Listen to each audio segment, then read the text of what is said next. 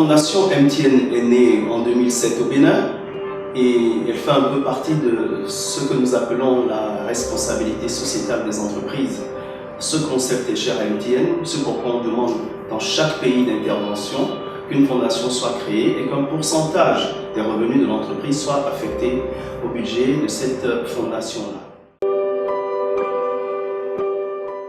La fondation a pour domaine d'intervention l'éducation, la santé, l'environnement, le sport, l'entrepreneuriat, un peu de culture aussi.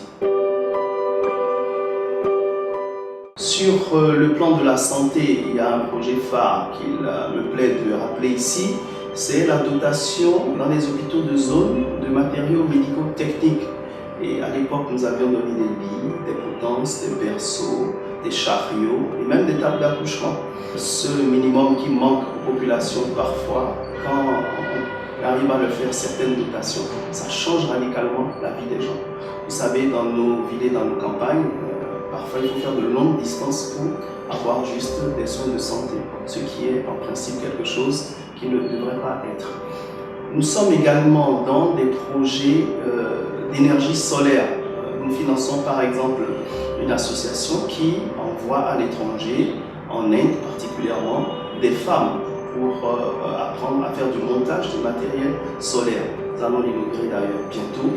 Nous avons également des projets d'entrepreneuriat. Les projets d'entrepreneuriat, donner la possibilité à des jeunes de pouvoir, à partir de l'entrepreneuriat, établir leur petite unité, que ce soit des unités de production ou que ce soit des cabinets.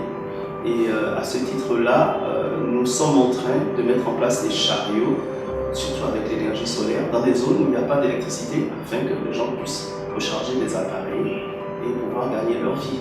Et la particularité de la fondation, c'est au niveau des agents de MTN qui ont spontanément décidé de mettre en place une association qu'ils appellent les Amis de la Fondation. Ils sont une bonne centaine et aujourd'hui décident d'eux-mêmes d'aller vers les populations faire des actions. Ils ont fait beaucoup de sensibilisation dans le cadre de la lutte contre le paludisme, ils font des dons de moustiquaires, ils sont allés pour la construction même de certains centres.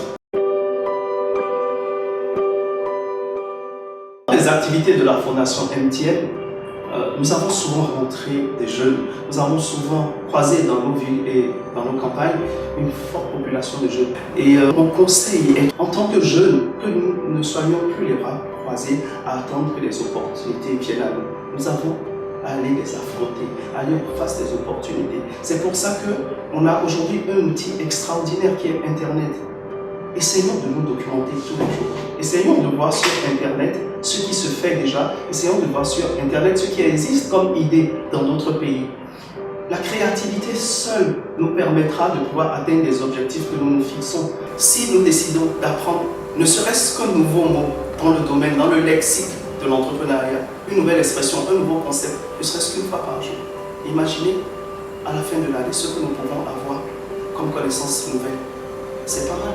Essayons.